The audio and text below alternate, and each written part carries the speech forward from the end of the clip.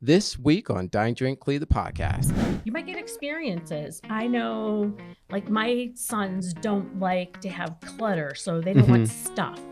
But give them an experience, a chocolate making experience, a night out somewhere. But I think the bakeries themselves all sort of have a very favorite style of cookie that they make, and they're able to sort of adjust them on the decorative side of things too. I've been drinking there's a Masthead Brewing Company has a couple out this year. Really wanted to give them a try because they finished this year with two huge wins. I'm Josh Duke, and you are listening to or watching DineDrinkCLE, the podcast, where each and every week we are joined by Cleveland's best and brightest food experts, insiders, and influencers talking all things food and drink here in the Northeast Ohio area. Today we have a very holiday-oriented episode where we're going to talk with Paris Wolfe about the sort of Northeast Ohio shopping markets that are perfect for the holidays, perfect gift ideas for foodies, and also we're gonna have Pete Chakerian in to talk about the best of Cleveland team's recent holiday search for the best holiday cookies from a bakery in Cleveland. So that's gonna be fun. And then we're gonna have Marc Bona join us to talk about holiday ales and a couple of cool foodie book gift ideas for your favorite foodie in Northeast Ohio or otherwise. So first up, we've got Paris Wolfe here. Welcome, Hey, Josh. Paris. How are you? Yeah. So you did all the work. Tell us a little bit about some of the sort of shopping markets that are in Northeast Ohio for the holidays. Well, as you know, I believe in shopping local as much as you can, shopping at local retailers, buying locally made products. We did a list of 12 markets, Alex and I did, and probably some of the best. Well, they are all the best. Ohio City Provisions has a lot of local produce and meat, but it also has a lot of handmade or homemade or locally made products, from hard cider to chocolate to grains and other things people might want as ingredients or to serve for the holidays. The grocery at City Goods has a lot of products, mixes, jellies, ketchup, mayonnaise, things that are made locally.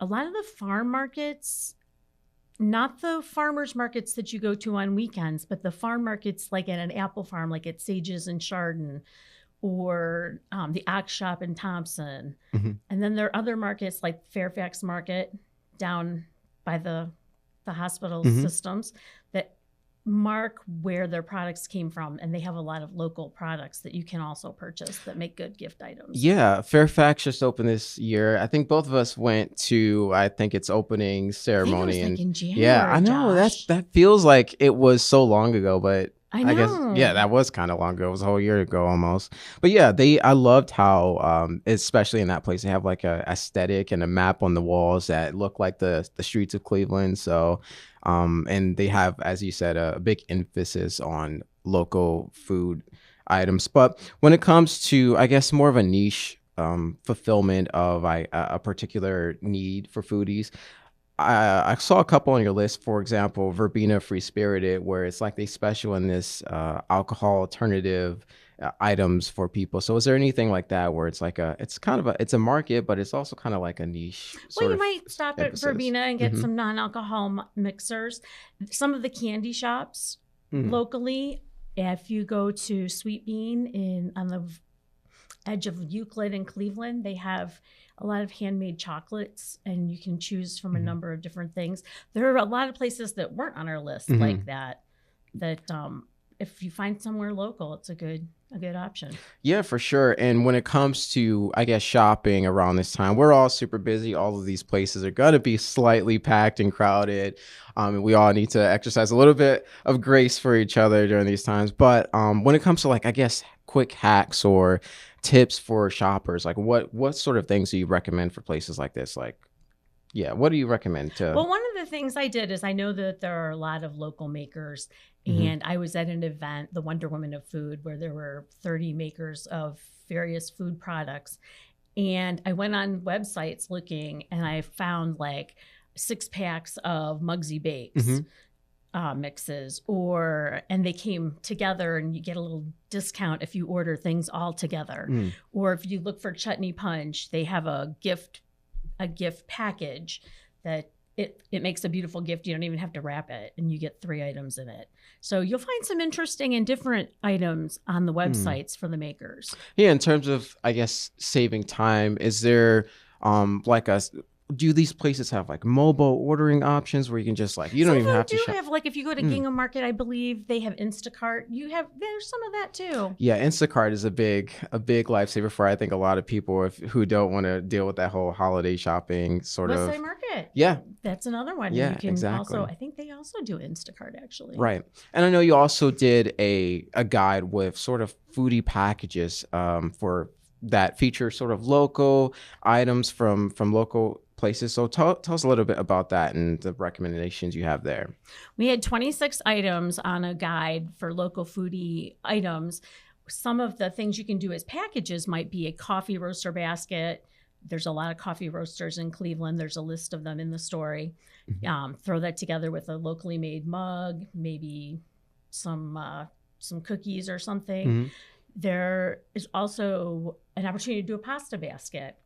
Ohio City Pasta does a 4-pack of their sauces with a pasta beanie, and you can buy some dried pastas elsewhere because the Ohio City Pasta is already, it's fresh. It needs to be refrigerated and used quickly. Other items you might get are mixes. You might get experiences. I know, like, my sons don't like to have clutter, so they don't want stuff. But give them an experience, a chocolate making an experience, a night out somewhere, like gift cards to restaurants even. Yeah, and I think what's kind of cool about both of your stories, honestly, is like you said, sort of supporting local.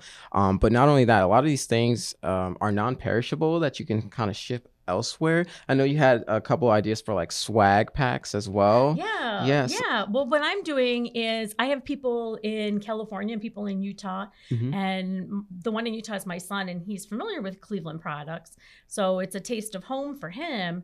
And then for the other one, it's kind of a brag box for me to say, look what we do in Cleveland. Yeah. Here, check out these marshmallows. They were made in Cleveland. The ketchup, just a box of like 10 different things. I still have to put a note in it so they realize that that's what I'm doing, is making a brag box. Yeah, I love that because it also spreads awareness about the foodie scene that we have here and all we have to offer here, even outside of our location, so that when people notice that Westside Market shirt and you bring to the holiday party, whatever, a Christmas sale, whatever it is, and you're like, I'm not from Ohio, but this is awesome. When I come by Cleveland, that's where I'll check out. So I love that it spreads awareness about that.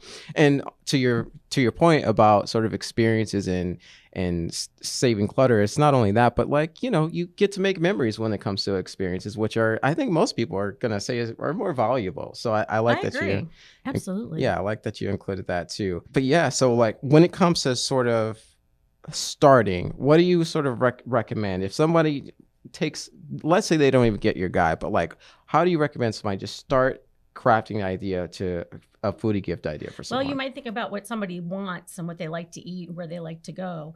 But for me, I got started by just going to the grocery at City Goods and looking at the shelves and just pulling things off and putting together a bag. They have granola. They have, like I said, all kinds of condiments, mixes, jellies, chocolate. It was really easy to put together a mixed box. Yeah, well, there are no shortage of foodie gift ideas for Northeast Ohioans and outside of Northeast Ohio to support local. So thanks so much for helping spread awareness of those things. And now I have Peter Chakerian here, who with Yadi Rodriguez did a big hunt for the best bakeries for holiday cookies. So tell us a little bit about that journey, that process, and the top 3 that you guys found.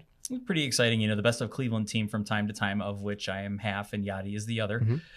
We put together a readers poll of sorts. We asked people to tell us about their favorite places to eat or to dine, drink in CLE. And this time around, we decided to go with holiday cookies as as the sort of focal point. And we did that because people are obviously thinking about the holidays now, and lots of opinions are out there. So it seemed like a good time to do that. And so we reached out to our audience, asked them to nominate their favorites. We got ourselves down to a field of, I believe, 20.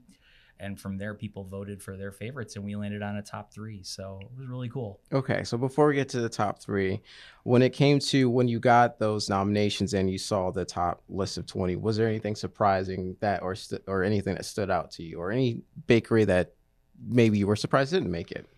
I wasn't surprised necessarily. I think everybody really came out, as Cleveland often does, came out for their favorite ethnic bakeries, those locations that for anywhere from 10 years on have been serving the community and are really part of a lot of people's families, when it comes to providing for holiday nosh. Yeah, and community oriented for sure. I liked how the top 3 are all each one of them have their last name, I believe, the family name as like name bakery, so I think it speaks a lot to the fact that this is family oriented, family run, very ma and pa for sure. So tell us about those top 3. Well, coming in at number 3 was Kudrowski's. They've been a big deal for 50 years in the Lorain County area. We did get some folks who reached out to us and said that might be far afield from Cleveland, but Greater Cleveland is 6 counties, and they certainly had their folks repping. That was really good. They're the bakery, incidentally, who makes Snoogles, and I did a classic CLE Eats on one of those about 6 months ago, which was a lot of fun. I love those. So they came in 3rd place. They've been around for a very long time. 2nd place was Fragapane Bakery. They got their start in Bay Village, but they're headquartered right now in North Olmsted, and they have 2 locations, both North Olmsted and Bay. They've been around for a very long time too. I mean, that dates back to my childhood. I grew up in North Olmsted, so I remember walking down the street to get stuff over at that bakery. And then, of course, number 1 was Watilla's. They're in Euclid, and they've been around over 30 years. And so, you were talking about decades of craftsmanship, handcrafted, all, local ingredients where possible, but certainly, they're making everything by hand, and that says a lot. And I think people having their family name attached to those bakeries is another thing altogether. You have families who are looking for that exact same thing when they want to, sort of share their entertainment dollars. They want to make sure they're keeping it local. So it was an awesome contest, and I can't disagree with any of the options that our readers picked. Yeah, so I believe you and Yadi went to each of these bakeries, and you sort of got the lay of the land, found out a little bit more about their backstory, and I'm guessing had a couple of good treats. So talk to me about sort of the standout treats that you actually tasted. Well, I think I did mention that with Kudrowski's, they do those Snoogles, and they're sort of a combination of a cheese Danish and another sort of puff pastry style thing. Delicious. Love them. They have like a nice little sort of light frosting on the top of them. The rainbow cookie at Fragapane's is just a wonderful thing. Is that shortbread or?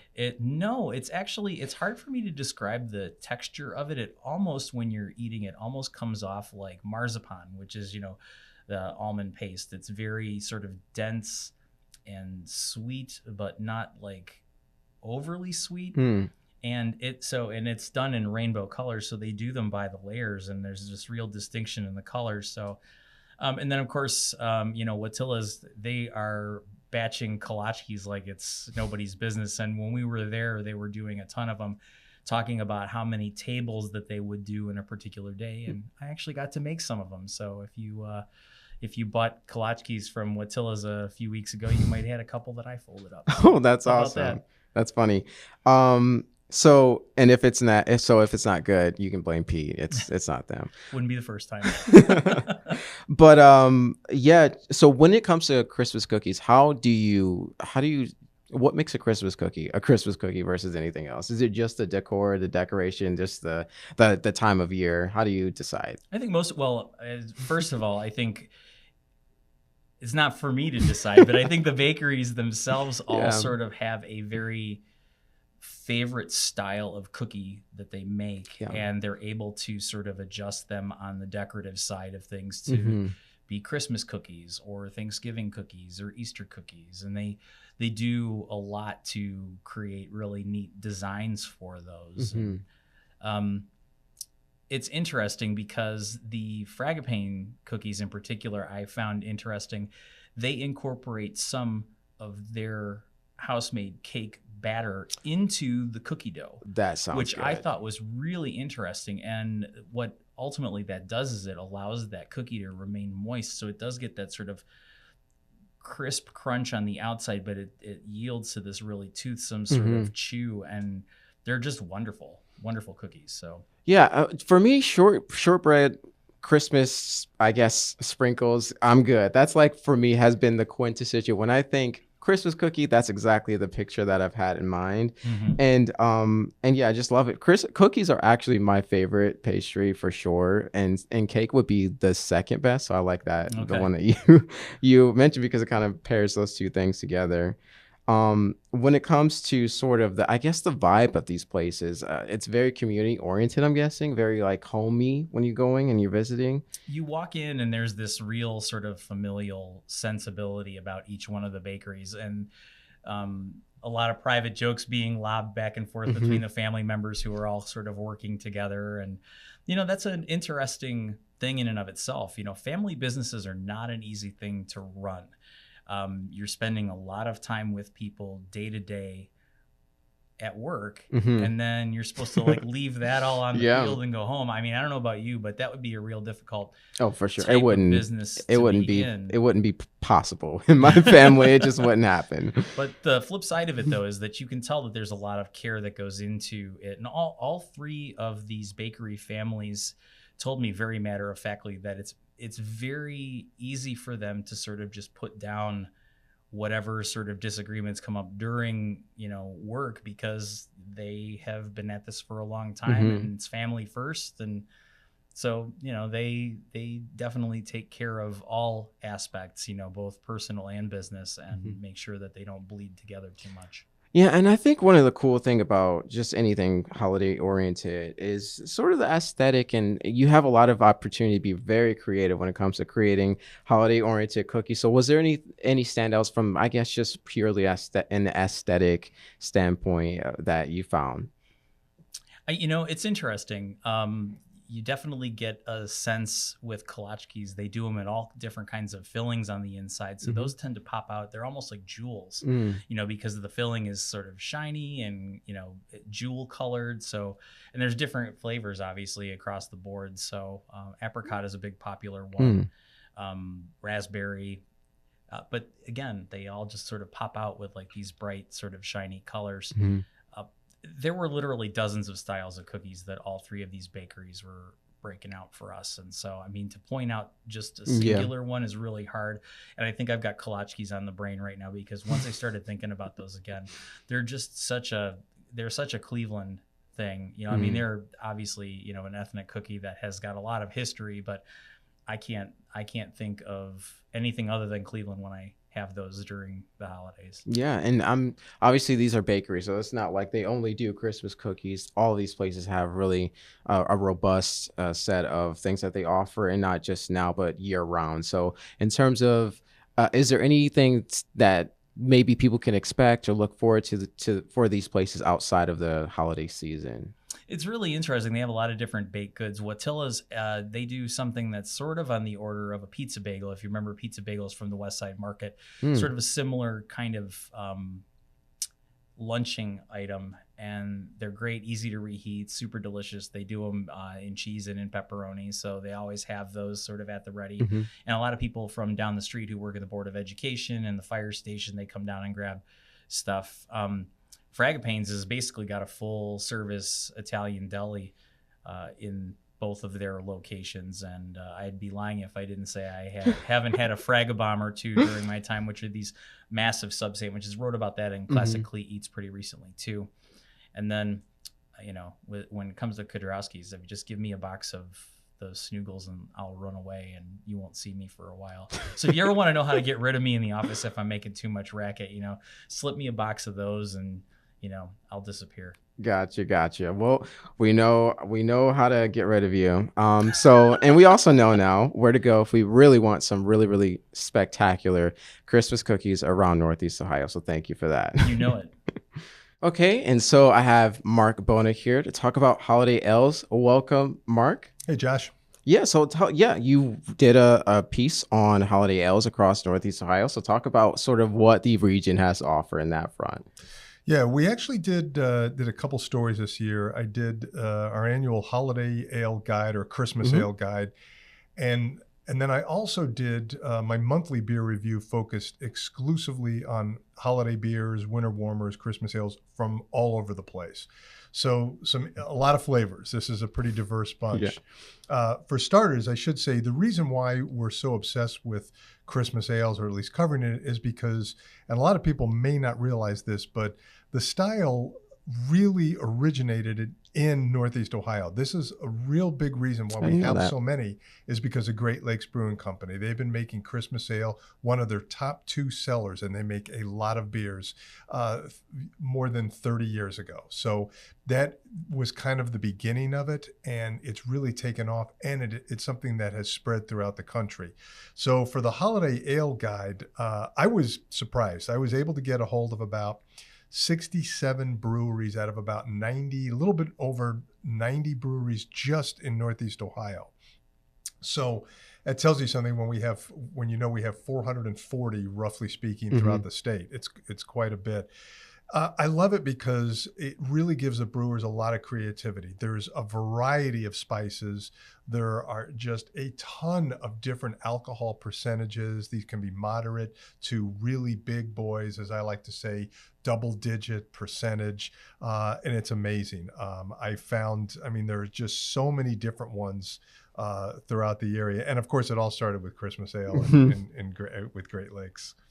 Yeah. So, can you talk about a little bit more about that diversity in terms of which ale should I pick for what kind of flavor profile, if that makes sense? That's a tough one. I really do think, as much as I like sipping holiday ales, some people will disagree with me. I'm not sure it's the best food pairing because it's so spicy. There's so much there. I think it might actually overwhelm food rather than the other way around. I think it's really just a question of what spices you like, because they come out often very, very clearly. Some subtle, but mostly very clearly. I can give a few examples here to just show how different they are. New Belgium Brewing Company in Colorado is making one with cranberry in it, which comes off as very fresh tasting. It's not so tart. Revolution Brewing has one with ginger and orange peel. So I think that's kind of cool. Locally, Forest City has Shinny. I've always loved that name. It's a reference to a very old style name for pond hockey. That is kind of a traditional one, but it's got orange peel in it, in addition to cinnamon and clove, allspice. And it just sounds, it's really delicious. I like that. My favorite name, I have to give a shout out to a brewery in Cuyahoga Falls. Hi Ho Brewing has one called, of course, Hi Ho Ho Ho. Oh, I love that. I do too. I think that's fantastic. I've been drinking there's a Masthead Brewing Company has a couple out this year. Really wanted to give them a try because they finished this year with 2 huge wins. Locally in Cleveland Oktoberfest, they just absolutely cleaned up. And then nationally at the Great American Beer Festival, a very huge competition. They also won there as well. So they're making one called Sleigh All Day, and it's made with spruce tips. And it is absolutely delicious. It's like fresh pine, but not over the top. It's really good, and it has a good, healthy dose of hops in it as well. So I really would encourage people to try Christmas. If you like Christmas ale, try these others. Just read the labels, because there's a lot of different ones out there. It's amazing. Yeah, you think of just holiday ale and you're like, oh, it just tastes like, or it experiences a cinnamon profile. But like you said, there's just a wide range of experiences with these. And you've tasted how many of these? What is that experience for you? For the local column, I tasted, obviously, since I was reviewing those, I think we had 16 beers. Okay. I tried all of those. The national ones, I've had 1 or 2 here or there, but, or I should say the overall local regional guide, that was a little tougher to do. I just really wanted to let people know this is the beer that a brewery has. Here's where you can get it if it's in distribution. Some are not in cans, some are pub only on draft. And then I really wanted to list the alcohol percentage because these things range quite a bit. Most beer styles have a prescribed limit of what the alcohol should be. So if you buy a wheat beer, that should be, generally speaking, on the low side. If you're buying an imperial stout, that should be anywhere from maybe 9 percentage points on up, more or less. But Christmas ales, holiday ales, winter warmers, they just run the gamut. It's really amazing to see. Yeah, and a lot of these places, they, like you mentioned, this is like an annual thing for them. Are there any newer ales, like anybody who hasn't done it before that's kind of just breaking into this now? You know, I can't recall. It's a good question, and I can't recall any new ones. There might be. Every now and then if a brewery makes one and it's good, they'll stick with it. But every now and then they may make a few, they'll drop one and they'll leave it out, or they may try something else. Brewers, as I've said 100 times, are some of the most creative people on the planet. So I think they have fun with this. I think they enjoy it. And I know I do as a beer consumer. And I know you like beer, but I know you like reading as well. And I know you worked on a piece that kind of gives foodies a guide for different books. So talk a little bit about that. Yeah, it was pretty amazing throughout the year. And I mean, when I say throughout the year, I mean this starts right now in December for the following year. Publishers will ask if I want to take a look at a book, and I say yes to only a handful of subjects. Food and drinks are 2 of those subjects. A ton of cookbooks came out this year, and it covers the gamut of cuisines. I received almost 130 books, most of those on food, but a handful on drinks as well. The big trend that I see, I think years and years ago, it was, here's your comprehensive guide to cooking. It's almost like housewives back in the 50s didn't do anything but have this one book. You know, it's like The Art of Cooking and things like that. But every single year, cookbooks and food books are getting more and more specific. So they're really, really regional. I had a book this year. It's about it's called The Contemporary African Kitchen.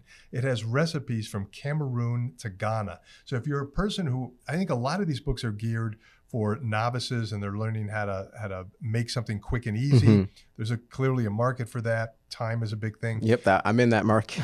But there are people who enjoy cooking and they want to branch out. They're willing to be a little adventurous. They don't have to make the same tried and true thing. So why not try some flavors from a place like Cameroon or Ghana? You know, 2 nations I've never had a dish from, as far as I know. Tons of others. There's a book called Our South. It's written from the perspective of a Black woman's perspective in the kitchen. And she just breaks down Southern cooking styles in terms of like fish camp hush puppies. To me, sounds absolutely delicious. There's another book on Danish cooking, but it just keeps going on and on from there. You know, it used to be Indian cooking was a big thing. It still is, but now we've got easy dishes and vegetarian from India. And we've got things like not Thailand, but Southern Thailand. I mean, it just keeps, every year I notice the food books just get more and more and more specific. But the drink books that came in, I thought were really intriguing this year. There's a handful of good ones. Who knew Sammy Hagar was into cocktails? He's got a book out. There's another book that focuses solely, and this is a very, very comprehensive book called Wine in the White House. It tracks various presidents and wine and dinners over the years. And it's got reproductions of menus, and it's really cool. There's a book on Dr. Frank Winery. Constantine Frank was a vanguard for wines in the Finger Lakes in New York. He's a big reason why certain varietals are grown there when everybody said they couldn't be. My 2 favorite books, though, out of this whole mix, 2 wine books I thought were absolutely excellent. One is a narrative and the other is a reference book. So the narrative is called The Mad Crush. It's about a guy who back in the 1980s, he tells it's his perspective of actually working the crush at a vineyard. And so you have this enjoyable book. It's not overwritten. I don't even think it's 200 pages. It breezes along. But as you're enjoying his journey, you're also learning about what it takes to work a crush. Working a crush is not a glamorous or romantic job. People think it is, but it's hard work. It's farming, and they're dealing with yellow jackets, and they're dealing with Mother Nature. It's pretty tough. And then the other book I suggest anybody who's really into wine consider is the annual guide, Hugh Jackson's Pocket Wine Book, or Pocket Book of Wine. It comes out every year. It's updated. It has everything from food pairings to geography to varietals to wineries themselves, to what's being made, what's around. And you really do need a magnifying glass. It's a rectangular book that is designed to fit in your pocket, but the print is very, very small, but it is one of the most comprehensive books out there. Thanks so much for watching or listening to DineDrinkCLE, the podcast. Please make sure to like, follow, or subscribe to us on YouTube, Spotify, or wherever you get your podcasts. Make sure to follow us on Instagram at DineDrinkCLE and subscribe to our newsletters at cleveland.com/newsletters. Thanks.